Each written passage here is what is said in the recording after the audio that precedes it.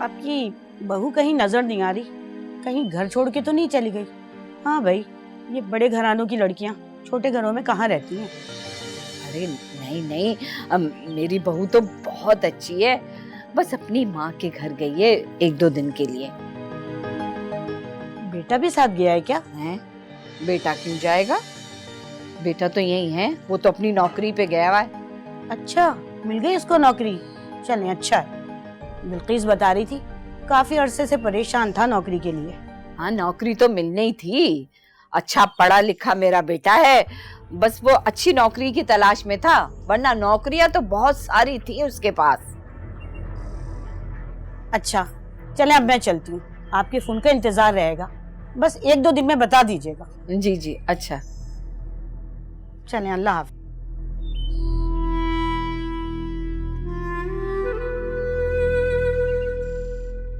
अम्मा, देखा तुमने? मुझे तो लगता है कि ये रिश्ता भी हाथ से निकल जाएगा।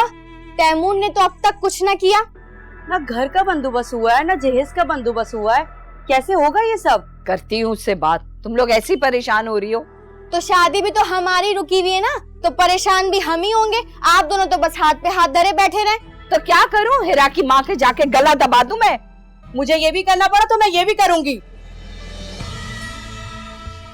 बहुत ही बेशरम लड़कियां। जा तू भी जा, यहाँ क्यों बैठी है? दफा हो यहाँ से, मरती भी नहीं है।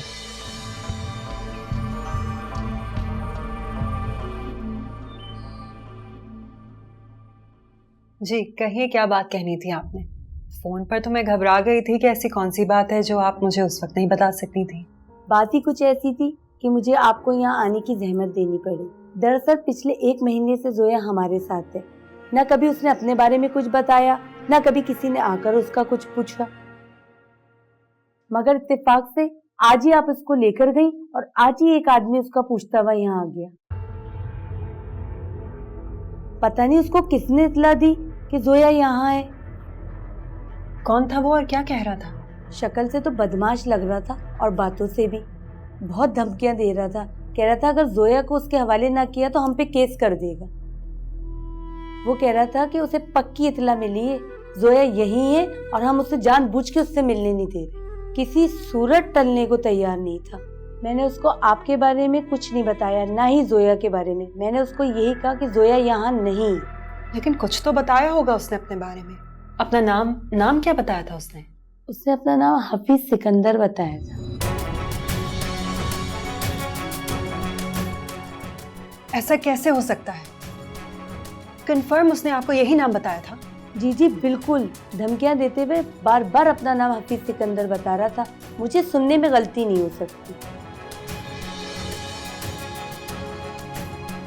मुझे यकीन नहीं आ रहा। आप जानती हैं उसे? हाँ जानती तो हूँ, लेकिन वो जोया का शौहर नहीं हो सकता। वो जिस तरह धमकियां दे रहा था उससे यही लग रहा था कि वही जोया का शौहर है, वरना पुलिस को इन्वॉल्व करने की धमकी ना देता वो। अभी तो मैंने उसे कुछ नहीं बताया, लेकिन दोबारा आ गया तो पता नहीं क्या करेगा। पुलिस के तो सामने हमें सब कुछ सच सच बताना पड़ेगा ना। देखिए, आप ये बात अभी खुद तक ही रखिए। मैं पहले जोया से बात करती हूँ, फिर मैं आपको बताऊंगी। जी ठीक। आपके ताउन का बहुत शुक्रिया। ऐसी कोई बात नहीं है। अगर मैं आपके किसी काम आ सकूं तो मुझे बहुत खुशी होगी। मैं आपसे राब्ते में रहूंगी। Thank you so much.